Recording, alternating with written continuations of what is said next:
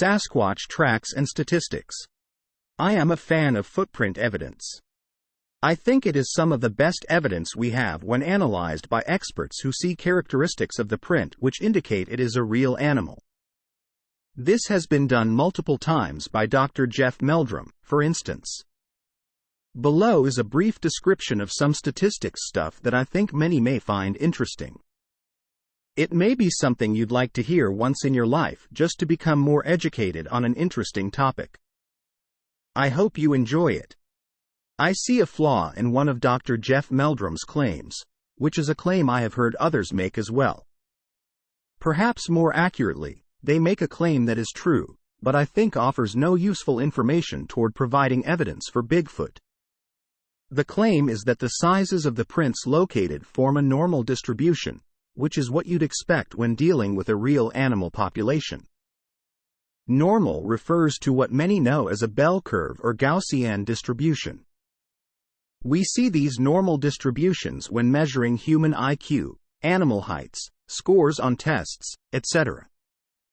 It seems that nature or the universe really like normal distributions and that things that happen naturally follow this trend. So you measure your first Bigfoot footprint length and mark it on a graph. You do it with the second one, third one, etc. until you've done it with all of them. The claim is that it forms a normal distribution because it reflects a real animal population with creatures of different size leaving different sized prints.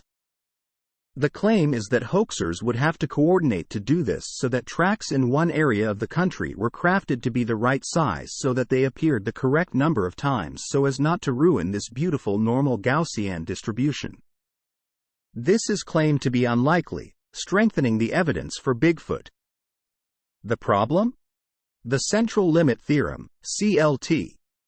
The CLT states that when we generate a number by a combination of a bunch of random processes, the result will be normally distributed. You see, the normal distribution is not the only distribution. For example, if you roll a die, you get a uniform distribution because each number is equally probable. There are an abundance of random distributions beyond the scope of this post. The cool thing about the CLT is that if you combine the results from multiple different distributions, example, uniform, binomial, chi-square, etc., you get a normal distribution. So cool, right? So if hoaxers, working independently, created fake tracks, they would have certain constraints. How big do they think a Sasquatch track is?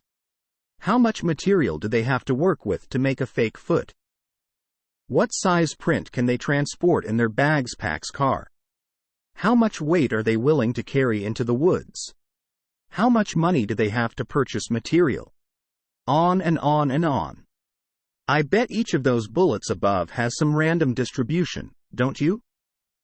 I bet each, added together, affects the total size of the print, don't you? I think the CLT comes into play here and we're going to have normally distributed footprints across the country, without any need for coordination. I think a fun game would be take a group of 100 people, have them draw on the ground their best estimate of a Squatch track, never letting them see the other submissions. I claim they will be normally distributed. Summary. I'm not saying Bigfoot exist or do not exist. I'm not saying you didn't find a print yourself. I think footprint casts are great evidence. I claim that a normal distribution is not valid supporting evidence for track authenticity. I hope you did not find this too boring. I hope you learned something today that will be useful someday. Central limit theorem CLT is awesome. Edit. Fixed grammar to look more like English. Post from user Tricky Trekkie at Bigfoot at Reddit. Comments. I agree. The real problem with footprint evidence is we don't have a sample of proven type specimens and the ability to conduct morphometric analyses to reject the null. Without knowing the natural variation in Sasquatch foot morphology, we can't formally test whether or not a given footprint, assuming no obvious sign of hoaxing, belongs to the real or fake category. Thus, the science of Sasquatch footprints is largely informal. And given we know nothing about Sasquatch sexual dimorphism, it's possible the distribution might be bimodal, distinct male and female subpops. In this case, a normal distribution would tend to support hoaxing and not a zoological population. Comment from user Etherdrift at Bigfoot at Reddit.